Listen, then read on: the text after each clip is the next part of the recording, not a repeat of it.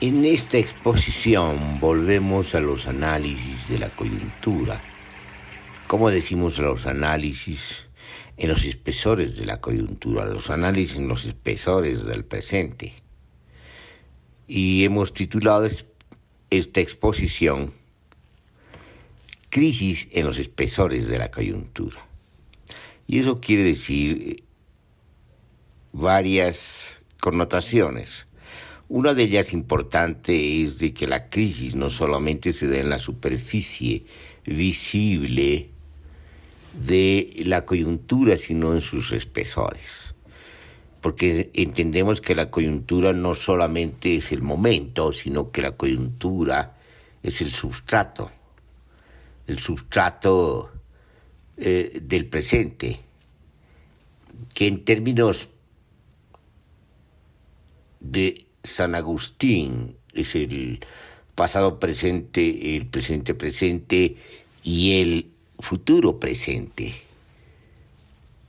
Y en términos de Husserl tiene que ver con la remembranza por un lado y por otro lado con la proyección, con la memoria, si ustedes quieren, y por otro lado con las expectativas. Bueno, pero todo es simultaneidad dinámica, no hay esa concepción lineal del tiempo, no hay pasado, presente ni futuro. Entonces la crisis es estructural, si ustedes quieren, para decirlo en términos conocidos, cuando se habla de otros referentes. La crisis estructural y la crisis estructural de la coyuntura tiene que ver precisamente con el sustrato, donde los espesores del presente se componen, se descomponen y se recomponen. Se dan nuevas articulaciones y nuevas integraciones en un presente de los mismos espesores. Y si la crisis se da tanto en la superficie, por así decirlo, de la coyuntura, también se da y sobre todo en los espesores mismos que sostienen la coyuntura. Entonces estamos hablando de una crisis de envergadura, por así decirlo. Y nos hemos acostumbrado en los análisis de coyuntura a hacer un análisis de coyuntura de la crisis política. Obviamente no es solamente una crisis política, ya sabemos en el contexto que estamos hablando de una crisis de la civilización moderna, de una crisis ecológica en el contexto mayor, pero también estamos hablando de la crisis múltiple del Estado-Nación y del orden mundial. Estamos hablando, es decir, de varias crisis, pero específicamente, cuando hablamos de la crisis política, suponemos por un lado estos contextos y por otro lado suponemos la crisis de los sustratos y por lo tanto la crisis de composición en una coyuntura. Si ustedes quieren, la crisis de singularización en la coyuntura, porque la singularización en una coyuntura específica de los espesores implica que estamos hablando de una síntesis, es decir, de una singularización en una coyuntura, en un momento determinado, pero de los espesores. Si ustedes quieren, para ser entendible e ilustrativos, sobre todo en términos metafóricos y figurativos, es decir, son la síntesis del pasado en un presente y por lo tanto las proyecciones, es decir, las aperturas hacia un futuro, un porvenir. Bueno, estamos hablando de la crisis política, digamos, con ese alcance. Y eso significa que estamos hablando en esta coyuntura, en esa singularidad y en un contexto específico de la formación social boliviana, en un momento determinado, que es el momento que podemos situar en términos descriptivos como el retorno del modelo clientelar, de la forma gubernamental clientelar, que además en los ensayos, en los escritos, hemos calificado también bajo constatación de que se trata de una crisis que se expresa en la corrupción institucional y en la corrupción galopante. Entonces, cuando hablamos precisamente del momento, hablamos de la crisis en este momento, en esta singularización que es el retorno de la forma de gubernamentalidad clientelar con un neopopulismo reforzado después de las elecciones nacionales. Hemos explicado en una exposición audiovisual en configuraciones del ciclo político que las elecciones han arrojado un 55% al neopopulismo reforzado debido a que se formó un bloque de gran alcance entre los sectores que se quedaron para resistir al gobierno de transición en contra de los sectores que huyeron, escaparon y dieron la orden de que nadie retorne. Es decir, nadie retorne al Congreso, nadie se haga cargo de este vacío político. Y por lo tanto, digamos, hay una diferencia entre los que se quedaron y los que huyeron y los que se asilaron en las embajadas.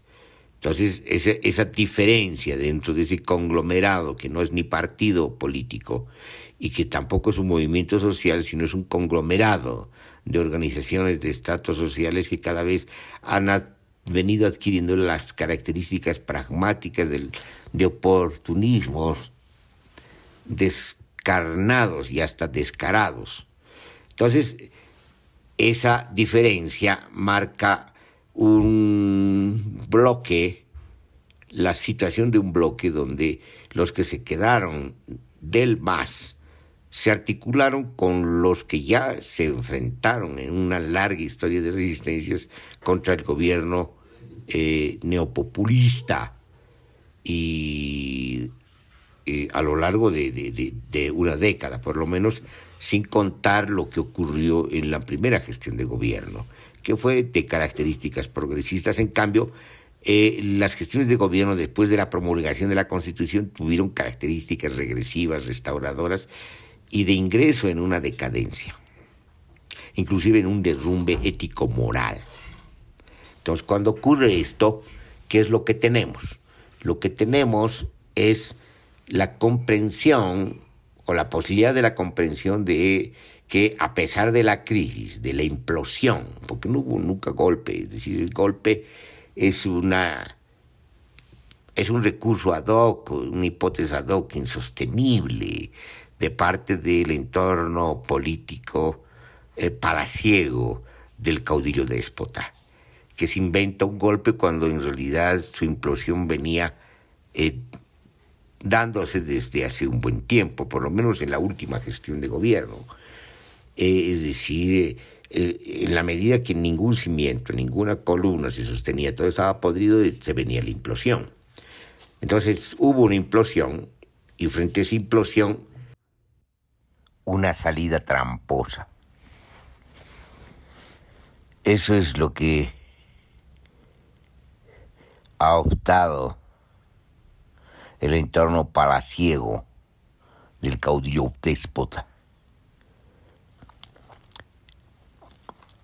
por una propaganda y publicidad desenfrenada, por una nebulosa, por una niebla que encubre la caída, la implosión calamitosa del régimen clientelar y corrupto.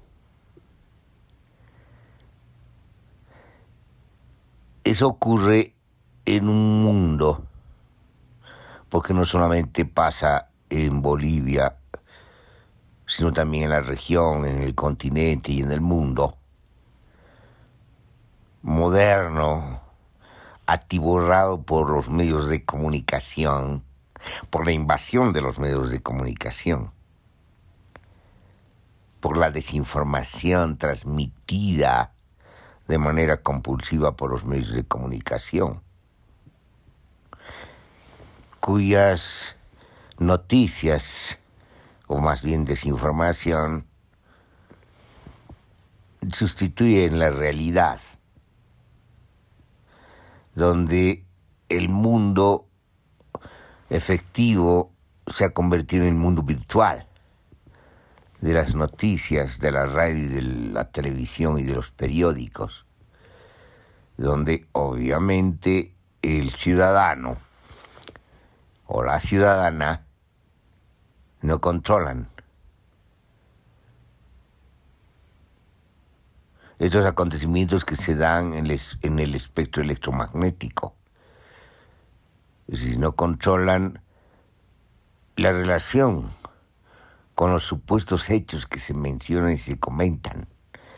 Es decir, los hechos habrían desaparecido y no habría forma de constatar y de verificar los hechos, de contrastarlos y de corroborarlos.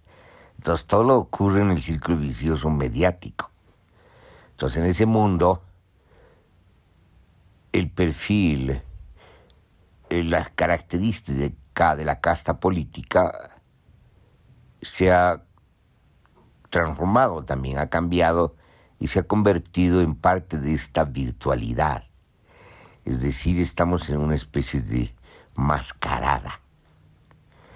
Es decir, estamos en una especie de carnaval mediático, donde todo adquiere el espesor superficial, plano y caricaturesco de lo que se llaman los cartoons.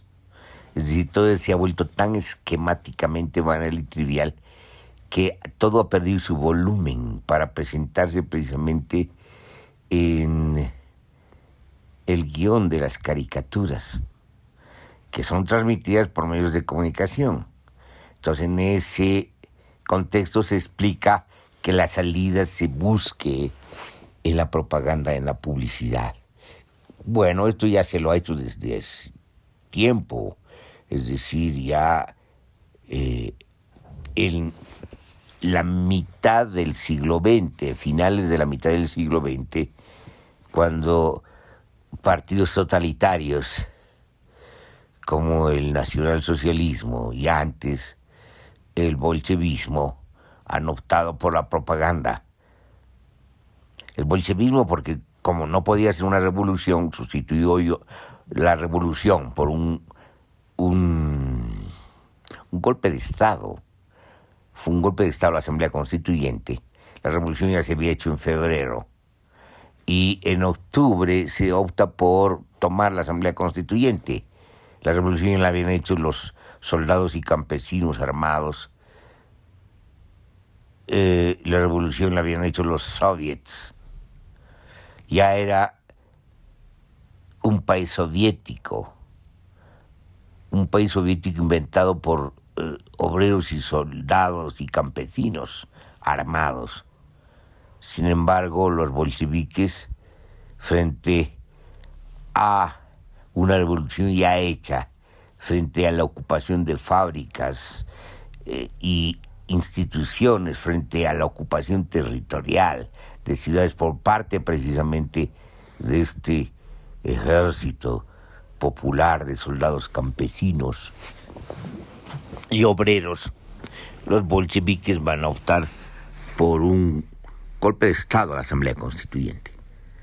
Y a eso van a llamar revolución. Entonces ya de antes se opta por la propaganda y la publicidad, que busca sustituir la realidad en el imaginario colectivo. Y el nacionalsocialismo también lo hace. Es famosa la propaganda nacionalsocialista. Y el ideólogo de esa propaganda, que es Goebbels, que precisamente sustituyen lo que acaece y lo que acontece y las verdades y las certezas por las verdades y las certezas de la propaganda y la publicidad. Es decir, todo se vuelve una mascarada. Es decir, todo se vuelve una comedia. Ya desde antes, entonces, se impone este estilo totalitario en la política, solo que cuando caen los regímenes totalitarios, primero el nacionalsocialista y después el el bolchevique a fines del siglo XX, toda esta praxis de sustitución de la realidad por la propaganda, la publicidad y la compulsión mediática se va a trasladar a partidos liberales, a partidos de izquierda y de derecha que no tienen la obsesión por la totalidad, totalización, la absoluta dominación, ¿no? Pero, digamos, la praxis va a darse en ese sentido, la praxis política. La praxis política entonces se convierte en parte de la mediación mediática. Es decir, la política va a ser sustituida por la praxis mediática, de la propaganda y también de la publicidad. Entonces, se explica, pues, que los políticos recurran de manera insistente a estos recursos tramposos de sustitución. Y más aún en formas de gubernamentalidad clientelar, que son las que más requieren y necesitan, porque tienen que convencer que son una revolución cuando no son. Son una imitación grotesca de lo que alguna vez fue una revolución. Es la repetición grotesca de la comedia. Es la repetición grotesca comediante de lo que fue una tragedia, como dice Marx en el 18 de Brumario. Es decir, en el caso de el neopopulismo, es una repetición grotesca y comediante de lo que fue la revolución del 52. A diferencia de que la revolución del 52 sí hizo una revolución y aquí no se hizo ninguna revolución. Entonces, pero como hay ausencia de la revolución, lo que se llena ese vacío con la propaganda, la publicidad y la invención mediática. Y en este caso, en el caso que estamos comentando, en el caso de la implosión ya diferida del régimen neopopulista, de las gestiones de gobierno, sobre todo las últimas del caudillo déspota, ya en esta implosión, en este derrumbe estructural de la comedia política neopopulista, se sustituye por una hipótesis ad hoc que nunca va a ser verificada y no puede ser verificada, que nunca va a ser corroborada, pero nunca ocurrió, pero puede ocurrir en el imaginario en la medida que los medios de comunicación saturan a través de la desinformación y la propaganda política satura a través precisamente de una invención grotesca de un golpe de Estado que nunca existió. Entonces, obviamente la salida va a ser esa, y esa salida es en un contexto de la casta política, porque esta inclinación por la desinformación, por la invención mediática de la política, la comparte toda la casta política, los que se llaman de izquierda y los que son señalados de derecha. Es decir, no debe ser una sorpresa que ocurra esto. ¿Qué es lo que debe sorprendernos? Lo que nos debe sorprender es más bien de que hay un público que de alguna manera acepta esta invasión mediática, acepta esta discusión mediática, acepta esta difusión mediática de los medios de comunicación que están muy lejos de la noticia, de la información, de la descripción, del respeto al oyente, del respeto al televidente, del respeto al lector de periódicos, del respeto al ciudadano. Es decir, aquí todo el mundo salta en el charco. Y el problema aquí es que precisamente hay un público que acepta, y que existe un público que acepta esta tramoya. Ese es el problema. Porque lo otro viene desde atrás, viene precisamente de las praxis, de las prácticas tramposas de una casta política que cada vez es más inesencial. Y por lo tanto, de la que uno se puede, el pueblo en este caso, se puede desprender con facilidad sin que nada ocurra. Pero sin embargo hay una especie de apego a un mito muerto de una casta política y de los representantes políticos. Es decir, hay una especie de apego al prejuicio, al miedo, a esta vinculación inocente, a esta dependencia respecto a los padres de la representación política. Es decir, este patriarcalismo, este paternalismo inscrito en los huesos. Es decir, lo que llama la atención es eso, es decir, aquí lo que se descubre definitivamente es una especie de vocación de esclavos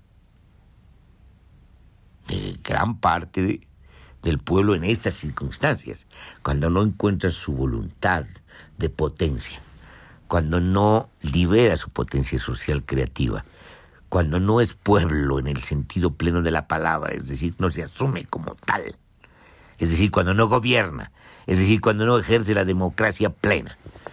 Entonces, ¿quiénes ejercen? No la democracia, sino la política, una casta política que forma parte precisamente de la estratificación social y forma parte de las dominaciones polimorfas.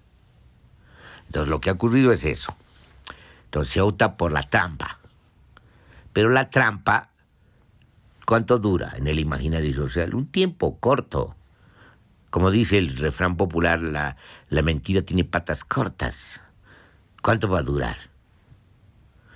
En la medida que no hay una corroboración, en la medida que no hay un afincamiento, en la medida que no hay un referente real, entonces obviamente no dura, se esfuma como espuma, se evapora. Entonces esto no dura, pues. Y mucho más que antes es menos creíble. Al principio del régimen clientelar, 2006, 2009, por lo menos había entusiasmo, porque de alguna manera se concebía que era una especie de extensión de la movilización prolongada del 2000 al 2005. El acto heroico de un pueblo que se ha movilizado durante 6 años y ha transformado en ese contexto el orden político, la correlación de fuerzas en el orden político, y dio lugar a un proceso constituyente. Entonces, en ese contexto sí había un entusiasmo, pero en la medida que se pasa de la primera gestión de gobierno neopopulista a la segunda gestión, después de la promulgación de la Constitución, se llega al desencanto. Hay un desencanto porque se experimenta lo mismo. Lo que hace un gobierno neopopulista en su segunda gestión es prácticamente lo mismo que hacen las otras castas políticas, las neoliberales. La diferencia está en las magnitudes de la corrupción, las magnitudes de la corrupción social, las magnitudes de la impostura. Entonces, esa es la diferencia. Pero lo que asombra es precisamente ante tal extensión e intensidad de la impostura política y de la comedia grotesca de la política, que desborda inclusive los escasos recursos, inclusive imaginativos, que tuvo la casta política neoliberal gobernante anterior, que hace lo mismo, solo que con otro discurso, solo que supuestamente en beneficio del equilibrio económico. El neopopulismo lo hace con el supuesto de que persigue la justicia social, y lo que hace precisamente es lo mismo, solo que de una manera más desmesurada: el enriquecimiento de una casta política, la conformación de una burguesía rentista. Entonces, lo que tenemos es el uso de una hipótesis ad hoc que se llama golpe de Estado, apoyada por una izquierda colonial. Porque la izquierda en el continente no ha sido más que colonial. Es decir, nunca ha asumido el continente, las formaciones sociales en el continente. Nunca ha sido anticolonial. Nunca ha asumido la problemática barroca que configuran las distintas oleadas de conquista y las distintas oleadas de colonización. Es decir, no asume la problemática nativa, la problemática indígena, como una problemática propia, como punto de partida para iniciar una descolonización y para iniciar una revolución auténtica en el sentido pleno de la palabra, en el contexto de este continente. No, lo que ha hecho esa izquierda es agazaparse en el mito de una revolución que nunca entendió en el contexto de Euroasia, y que la asumió a través de los manuales y la propaganda y la publicidad, pero no a través del estudio y de la verificación, de la constatación de lo que había ocurrido después de 1917. Es decir, se asume esta izquierda colonial en un mito, como en una película, y sustituye por esa película y por ese mito la realidad misma. Y esta izquierda colonial lo que hace precisamente es agarrarse de los aparentes, de las apariencias, de los fantasmas, agarrarse de las apariencias de una máscara indígena, pero que en el fondo no es otra cosa que la compulsión mestiza por el poder, por el revanchismo, por el chauvinismo, el chantaje emocional y el chantaje epidérmico, que además va a ser usado para ampliar la burguesía nacional en términos de una burguesía rentista que se enriquece, y en términos de una burguesía del lado oscuro de la economía. Entonces, estamos asistiendo pues a acontecimientos que tienen que ver con la decadencia política y la decadencia social, el derrumbe ético moral en proporciones descomunales, que ya se dan, obviamente, no solamente en Bolivia, no solamente en la región y en el continente, sino en el mundo, que es parte de la crisis de la civilización moderna, que es parte de la constatación de la caducidad de promesas que no se van a cumplir nunca. Esto ya se vivió en el siglo XX, solo que en el siglo XXI, a falta de imaginación, se prolongan, pero con una especie de esfuerzo por los andamiajes comunicativos. Entonces, la crisis en los expresores de la coyuntura tienen que ver con esto, como hemos dicho, en sus formas visibles, calamitosamente comediantes y grotescas, y en sus formas de espesores o de sustratos de la coyuntura, donde precisamente adivinamos la clausura, la descomposición generalizada,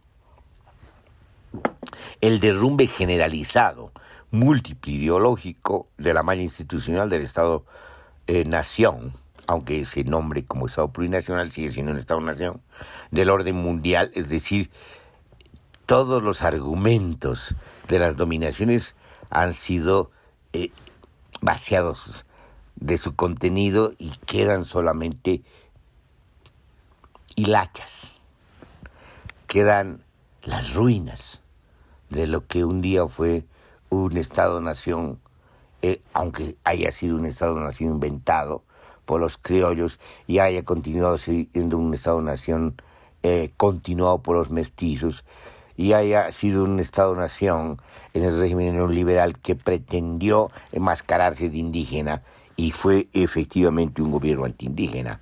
El caso del conflicto del Tíbet devela todo esto. Y también el caso de Malcucota y los casos que están en pugna en las distintas territorialidades indígenas defendidas por los pueblos indígenas. Entonces estamos asistiendo a la decadencia. Todo es parte de una decadencia, pero en sus formas singulares más espantosas. Entonces, no hay otra cosa. Ahora, ¿cuáles son las tendencias inherentes y cuáles son las posibilidades de salida a esta crisis múltiple? Bueno, eso depende fundamentalmente, obviamente, de la correlación de fuerzas, del cambio de la correlación de fuerzas. Pero para que haya una correlación de fuerzas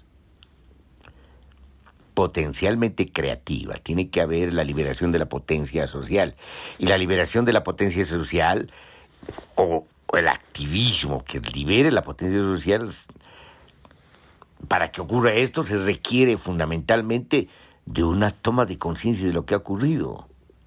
Para usar un término de la dialéctica marxista desgastado, pero que puede permitirnos una ilustración, una toma de conciencia. Y la toma de conciencia solo se logra a través de una autocrítica y de una pedagogía política, de un aprendizaje. Pero en la medida que no se aprende, se entiende que la casta política no aprenda, porque está atrapada en sus burbujas, en sus redes, en sus telarañas. Pero lo que no se entiende, que no aprenda el pueblo, que siga votando por los mismos, se llamen de izquierda o de derecha. Siga creyendo los mismos discursos cuando no se cumplen. Siga creyendo las mismas promesas cuando no se cumplen. Opte de la misma manera, por lo menos las dirigencias, de la misma manera que lo hacen los de la casta política.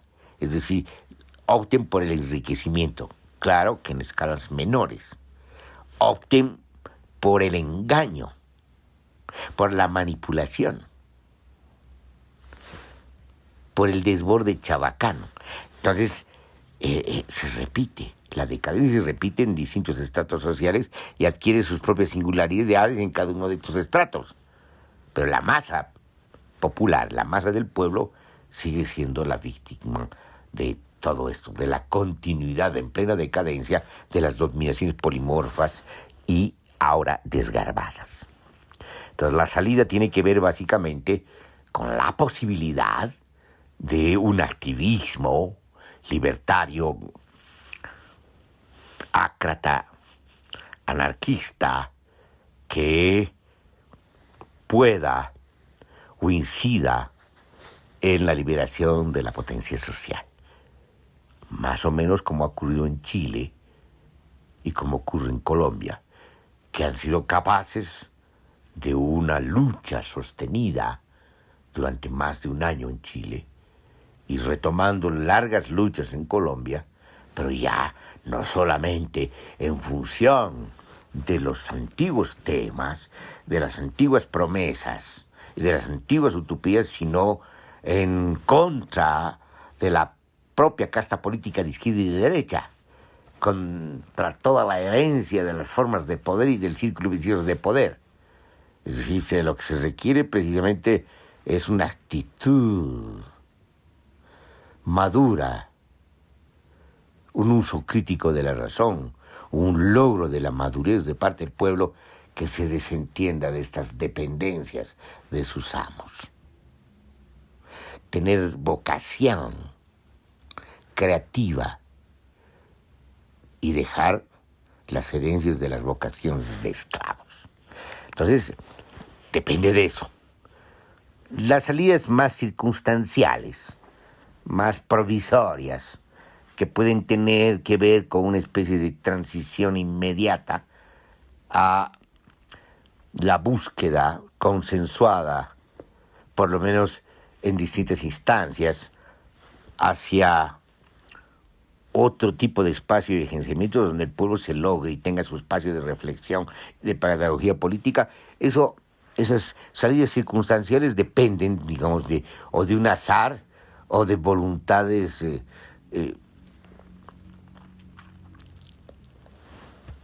débiles, de voluntades diseminadas, de voluntades que no terminan de ser una voluntad, que forman parte de la voluntad de la nada, pero que pueden, en el mejor de los casos, encontrar ciertos perfiles que logren esta transición.